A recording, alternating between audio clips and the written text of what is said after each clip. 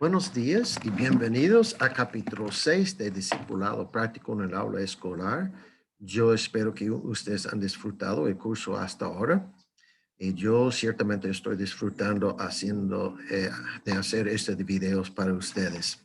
Quiero comenzar de una vez ahora con nuestros dispositivos de Discipulado Práctico en el Aula Escolar. El nombre de ese capítulo es Consejería Nautética y Paraclética. Y eso está básicamente, ya estamos hablando de cómo poner en práctica las ideas de consejería bíblica en el proceso de disciplina en el aula. Entonces, quiero, como siempre, recordarles de nuestra filosofía detrás de disciplina en el aula escolar. ¿Por qué lo llamamos discipulado práctico? Como decimos en el proyecto de centro de nuestro colegio, el Centro Educativo Anija en Jarabacoa, República Dominicana, los propósitos de disciplina son tres en el orden de importancia. El primero es abrir los ojos del niño a la realidad del pecado y la necesidad de un salvador, es decir, evangelismo, evangelizar al niño, particularmente para colegios como el nuestro, que está diseñado para evangelizar. La mayoría de los colegios cristianos son diseñados para servir familias cristianas y no tienen propósito tanto de evangelizar, pero nosotros definitivamente sí. El segundo propósito es moldear un niño a la imagen de Cristo. Estamos hablando de la santificación, ayudarles a llegar a ser un cristiano maduro en la fe. Y el tercero, solo el tercero, es eliminar barreras a un ambiente que facilita el aprendizaje, lo cual priorizaron, priorizarían la mayoría de los maestros en el sector público o lo que sea. El nombre de ese capítulo, como lo dije, es la esencia del discipulado práctico basado en la consejería nautética y paraclética. Y en este capítulo vamos a hablar acerca de tres cosas. Primero, vamos a hablar acerca de escuchar y no predicar. Tendencia de la gran mayoría de los maestros, como vamos a hablar en un momento, es predicar y no escuchar. Y eso es algo que tenemos que cambiar. El segundo es amonestar y no acusar. Y el tercero es el uso de la Biblia en la consejería. Entonces, vamos a comenzar de una vez con esa parte, escuchar y no predicar. Y tengo que preguntarles, ¿cuál es la mejor manera de llegar al corazón del niño? ¿Predicarle o escucharlo? Bueno, quiero preguntarles, ¿cuál de esos profesores usted cree va a ser el más efectivo? ¿El que tiene la oreja grandota al lado o la que tiene la boca grandota al otro lado? Tenemos que decir que un maestro que se ha aprendido de escuchar va a tener mayor efectividad que el maestro que no. ¿Qué dice la Biblia? Bueno, vamos a decir, ¿qué dice la Biblia? Vamos a mostrar eso bíblicamente. En Santiago 1:19 dice, pero que cada uno sea pronto para oír, tardo para hablar, tardo para la ira. Escuchar. Proverbio 18:13 dice, el que responde antes de escuchar cosecha necedad y vergüenza. Y Proverbios 17:28 dice, aun el necio cuando calla es tenido por sabio, cuando cierra los labios por prudente. A mí me encanta ese proverbio. Yo he oído otro proverbio semejante que dice, es mejor quedarte en silencio, dejar el mundo piense que tú eres un necio, que abrir la boca y quitar toda duda. Eso no está en la Biblia, pero me gusta como quiera. Es más chistoso. Quiero hacerles esa pregunta entonces. ¿Por qué es que Santiago nos dice que no deberíamos, no nos hagamos mucho de nosotros maestros? ¿Por qué él dice esto? En versículo 1 de capítulo 3 de Santiago dice, hermanos míos, que no se hagan maestros muchos de ustedes, sabiendo que recibiremos un juicio más severo. Ahora, la respuesta a la pregunta no está allí en este versículo. La respuesta es en todos los versículos que siguen en ese capítulo. Lo que encontramos en el resto del capítulo es que el ser el maestro exige el uso extenso de la boca. Y la gran mayoría de la gente está mejor de mantener cerrada la boca y no sabe manejar la boca. De hecho, ninguno de nosotros hemos dominado eso totalmente. Entonces, por eso Santiago dice, mire, a menos que tú tienes un manejo bastante bueno de la boca, no lo abre y no atreve de ser maestro, porque el maestro va a tener mayor juicio que los demás. Entonces, tenemos que mirar el hecho, siempre se ha oído ese proverbio, el hecho que tenemos dos orejas y una boca indica que debemos escuchar el doble de lo que hablamos. ¿Ya han oído eso? Debería haberlo oído, creo yo. Yo he oído eso muchas veces. Pero lo que pasa es que muchos maestros, porque su profesión usa la boca, piensan que tienen otra anatomía, que parece algo así. Oh, algunos de ellos parece, si tú escuchas si tú ves su método, parece que tiene una anatomía más así. O algunos tal vez más así. Entonces, tenemos que entender, nosotros como maestros tenemos que aprender a escuchar, porque no está en nuestra naturaleza. Nuestra naturaleza es que somos habladores, pero tenemos que quitar eso de hablador. Tenemos que comenzar a aprender de escuchar. Entonces, eh, para escuchar efectivamente hay que aprender a hacer buenas preguntas, porque escuchar no solo con las orejas, con los oídos, escuchar también es la manera que nosotros tratamos, la manera que usamos la boca también. Y tenemos que aprender de hacer buenas preguntas para escuchar bien. Proverbios 25 dice, como aguas profundas es el consejo en el corazón del hombre y el hombre de entendimiento lo sacará. Así que y no solo el hombre, mire, hasta en los niños, a veces ellos tienen algo profundamente dentro de ellos y nosotros para poder entenderlos, para poder ayudarles, tenemos que aprender cómo sacarlo y uno no lo saca por una predicación. Uno no arregla nada por predicar cuando tú no entiendes lo que hay dentro del corazón de este niño.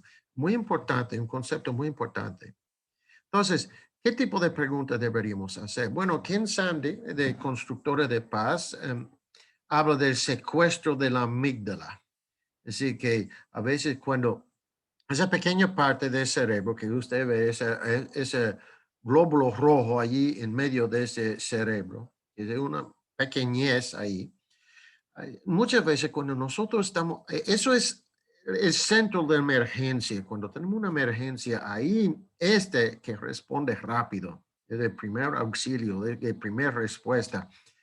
Y y ese solo tiene la capacidad de decidir tres cosas. Y en los niños solo dos cosas. La primera cosa es que pelea, prepárate de pelear. Y el otro es huye, sal de aquí. Para los adultos a veces frizamos, eso nos dice que no frisen. Pero para eso realmente esa respuesta no existe tanto en los niños más pequeños. Entonces, eso solo da dos opciones, pelea o huye. Y cuando nosotros tenemos ese tipo de secuestro, estamos para pelear o para huir y no estamos viviendo totalmente en temor, en terror. Ken Sandy sugiere esa pregunta. ¿Qué emoción estás sintiendo ahora mismo? Ah, y eso, cuando tú preguntas al niño eso lo hace a activar, lo ayuda a activar el resto de su cerebro para que él pueda pensar y comenzar a usar el cerebro entero para hacer las decisiones. En otra palabra, quite ese secuestro de la amígdala. Una pregunta muy interesante cuando los niños están muy alterados de usar. Segundo, Paul Tripp sugiere 5 diferentes preguntas para hacer que ayudarán al niño a entender su propio comportamiento. Porque una cosa que queremos que los niños que entienden su propio corazón es por qué hacen la cosa que hacen. Muchas veces, yo no sé si ustedes han dado cuenta, pero muchas veces yo no he entendido mis propias acciones. Eh, y yo recuerdo que yo a veces yo he tenido pique por una cosa, pero yo no debería tener pique por eso. ¿Por qué yo tengo pique?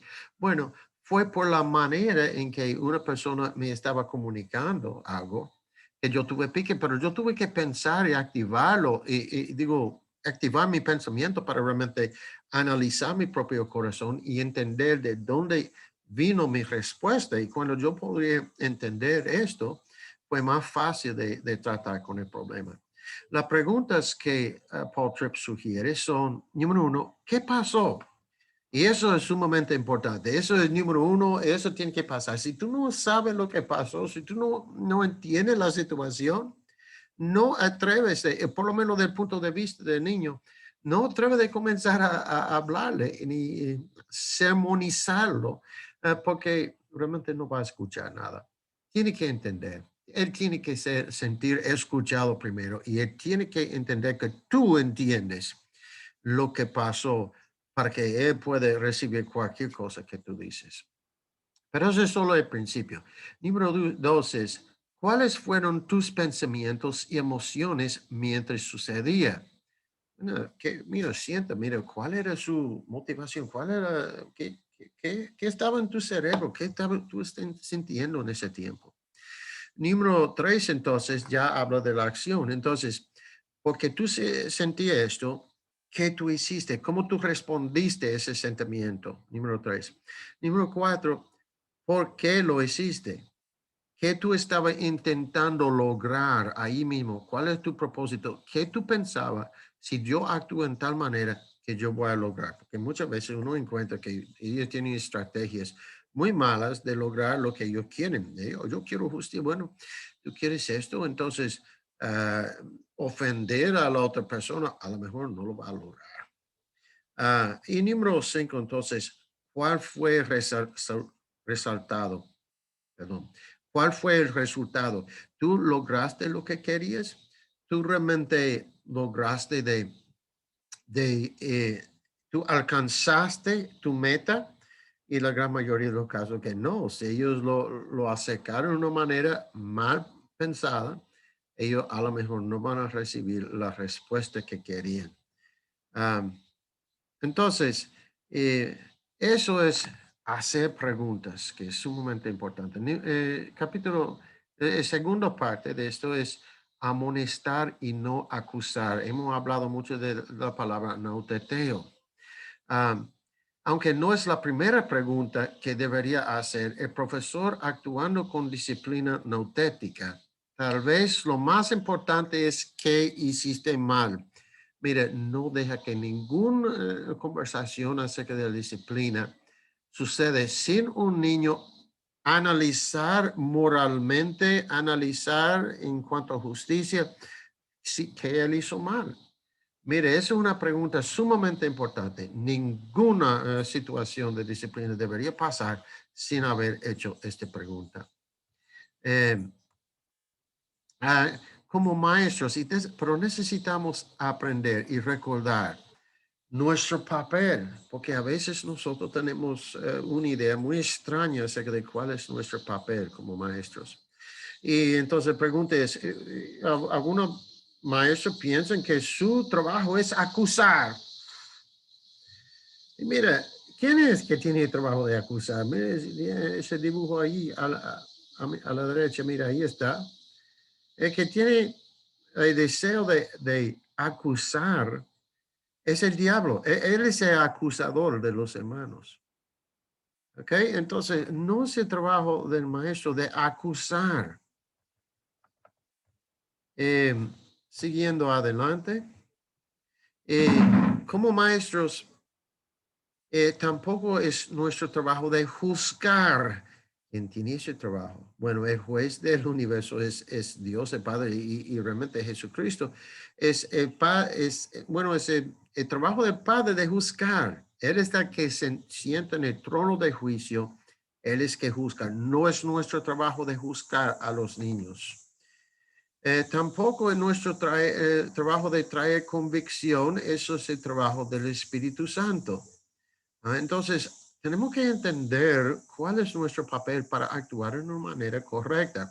Porque nuestro trabajo es ser el paracleto. Es decir, que nuestro trabajo es ser como un entrenador, como un compañero. Mira, una cosa que yo he notado, mira, La persona, el maestro más popular en todo el colegio es el entrenador.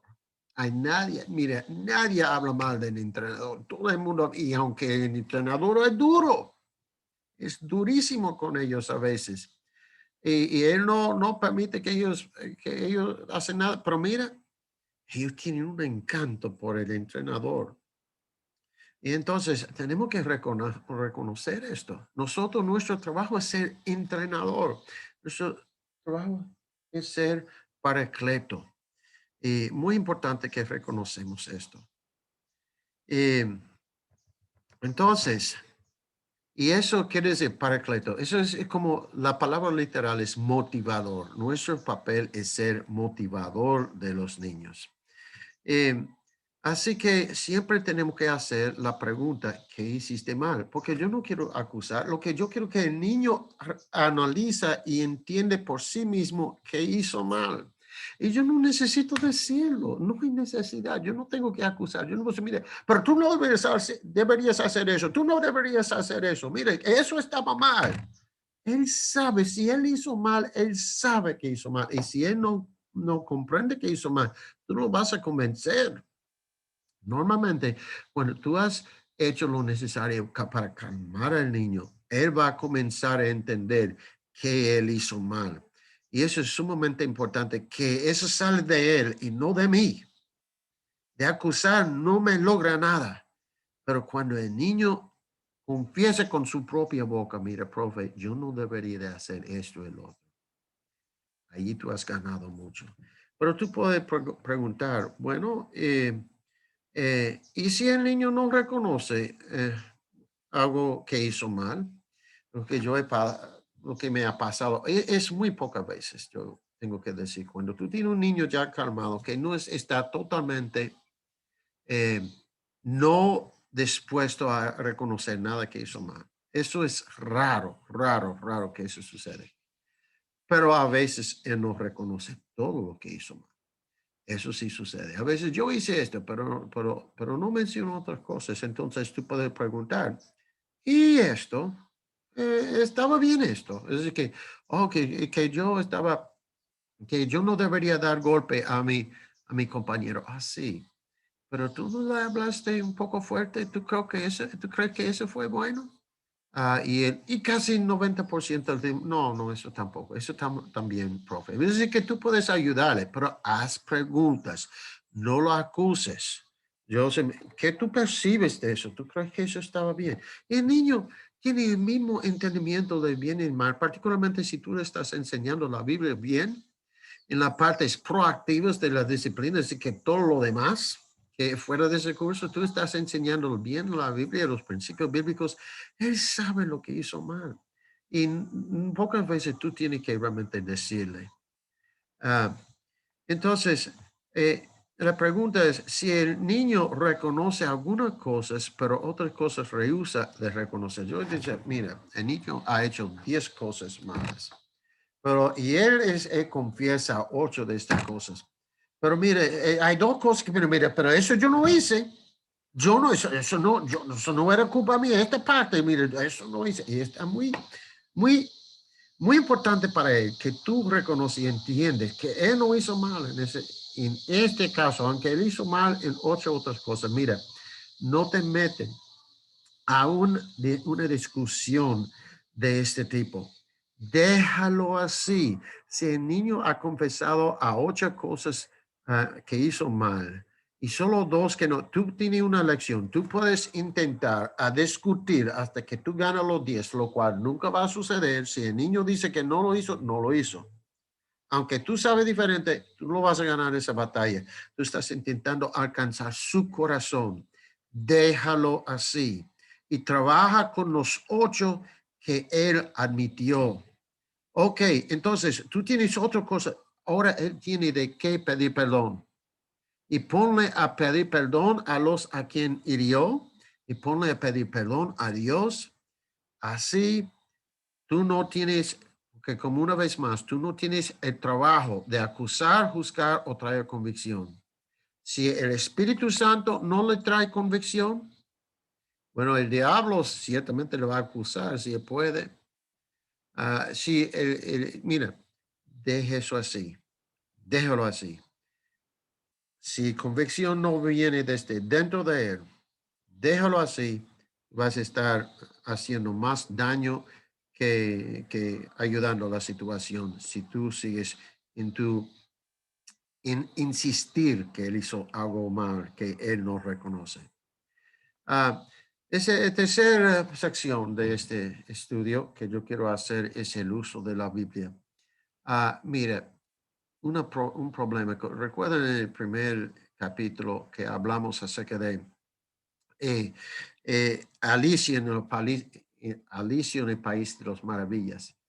Y hablamos como ella estaba peleando como el Jabberwock y allí estaba y el Jabberwock vino y decía, así que encontramos una vez más en el campo de batalla mi antiguo enemigo. Y Alicia dijo, pero nunca hemos encontrado. No, a usted no, necia, niña necia. Estoy hablando de la espada mortal, la espada que tuvo cargada. Una vez más, Alicia solo podría vencer porque tuvo esta espada en la mano. Y eso es algo esencial. Pero nosotros no podemos hacer el trabajo de nauteteo, no podemos hacer el trabajo de paracaleo, no podemos ganar ninguna batalla espiritual sin el arma necesaria, lo cual es la palabra de Dios. Entonces, eso es sumamente importante que recordamos que la palabra de Dios es central y nosotros no podemos ir tirando nuestras ideas o nuestras versiones de la palabra. Necesitamos entrar a la misma palabra de Dios y hablar y citar escrituras. Pero cuando hacemos eso, mire, yo recuerdo en un colegio, dijeron, mira, nosotros no permitimos que los maestros no usen la Biblia. ¿Pero qué? ¿Cómo puede ser así? ¿Cómo que no permiten que los maestros usen la Biblia? Nosotros somos un colegio cristiano, ¿no? Sí, bueno, los consejeros usan la Biblia, pero los maestros no están permitidos. ¿Cómo puede ser? Es porque algunos de ellos estaban usando la Biblia en una mala manera. Y yo quiero hacerles esa pregunta. ¿De cuál de esas dos herramientas, que es un cuchillo quirúrgico, la palabra difícil para mí, o un martillo, cuál de esas herramientas parece más las escrituras? ¿Cuál? Es decir, que esos maestros estaban tomando la Biblia, estaban usando con una martilla. Tú hiciste mal, mira lo que dice la Biblia. La Biblia dice que eso está mal. Doing, doing, doing. Le dio duro en la cabeza. Entonces, por eso dijeron, mira, no, ya, vas a parar de usar las escrituras porque estamos usando como un martillo para hacer daño y no para hacer bien, no para corregir, no para, no para discipular como deberían de estar haciendo. Pero mira lo que dice Hebreos 4, 12 y 13. Es una escritura muy conocida. Porque la palabra de Dios es viva y eficaz y más cortante que cualquier espada de dos filos. Penetra hasta la división del alma y del espíritu, de las coyunturas y las tuétanos, y es poderosa para discernir los pensamientos y las intenciones del corazón. Y no hay cosa creada oculta a su vista, sino que todas las cosas están al descubierto y desnudas ante los ojos de aquel a quien tenemos que dar cuenta. Ok, eso debería ser muy claro. Habla de una espada de dos filas, pero que dice que penetra hasta las coyunturas y los tuétanos. Mira, eso está hablando de una espada, pero en una cirugía está hablando, no solo una matanza, es una cirugía de que estamos hablando aquí. Eso penetra no para matar, sino para curar, para dar salud a un cuerpo enfermo. En este caso no estamos hablando de cuerpo, estamos hablando de un espíritu enfermo. La Biblia es más como un cuchillo quirúrgico y tenemos que aprender eso y nunca usarlo como martillo, como suelen de hacer algunos. Hay tres principios que quiero yo tirarles ahora mismo. No deberían nunca usar la Biblia para acusar o condenar. Eso es como usarlo como un martillo para hacer sentir más. No, no, para concientizarse, pero para acusar, para condenar, mire, tú estás condenado delante de la Biblia, mira, Dios odia, mira, yo recuerdo una vez una persona dice, uno dice, Dios ama, Dios no ama a los que roban, bueno, Dios sí ama a los que roban, no le gusta lo que hacen, pero Él ama, Él te ama, y hay que recordar que aunque Dios odia el pecado, Él no odia el pecador, y nosotros no deberíamos usar la Biblia para acusar o condenar, como ya hemos hablado. Tampoco deberíamos usar la Biblia para enseñar algo que ya saben.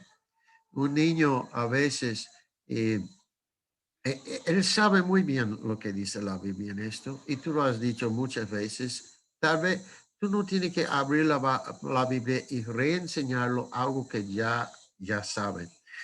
El uso de la Biblia es mucho mejor de abrir su entendimiento a ver nuevas cosas. Ah, Aquí, como dice en número 3, ahí, usar la Biblia, deberíamos usar la Biblia para exponer el pecado y mostrar un mayor camino, pero no para acusar, no para condenar, nada de eso. Y entonces es para enseñar. Ahí vienen nuestros papeles como maestros, como didascalos. Ah, Deberíamos usar la Biblia de una manera didáctica de enseñar y no de acusar. Yo quiero hablar de un par de versículos y en el próximo capítulo voy a hablar acerca de muchos más versículos que yo uso, pero en este yo quiero hablar de dos pasajes particulares que yo he usado en situaciones de disciplina que yo hallo muy interesante. El primero es, yo siempre uso Proverbios 15:1. Me encanta ese versículo. La suave respuesta aparte del furor, más la palabra hiriente hace subir la ira. Yo simplemente tiro, es un proverbio que, un dicho sabio, ni siquiera particularmente inspirado en un sentido. No es Dios hablando, eso es algo que Salomón hizo, simplemente observaciones de la vida. Cuando tú actúas en tal manera, tú vas a tener tal resultado. En este caso, el resultado es que cuando tú haces una suave respuesta, aparte del furor. Y yo recuerdo una vez que, bueno, es que yo tuve un hombre que estaba muy enojado conmigo por en un parque de agua que yo me tiré y casi choqué con su amigo. Yo había esperado, pero ella aparentemente se quedó en medio y él estaba furioso conmigo por chocar con su hermana o lo que era. Casi, yo no choqué con ella, pero prácticamente, aparentemente. Él estaba furioso y yo simplemente lo contesté muy calmadamente. Y en el final, interesantemente, bueno, yo no fue mi intención de hacer nada mal. Y no.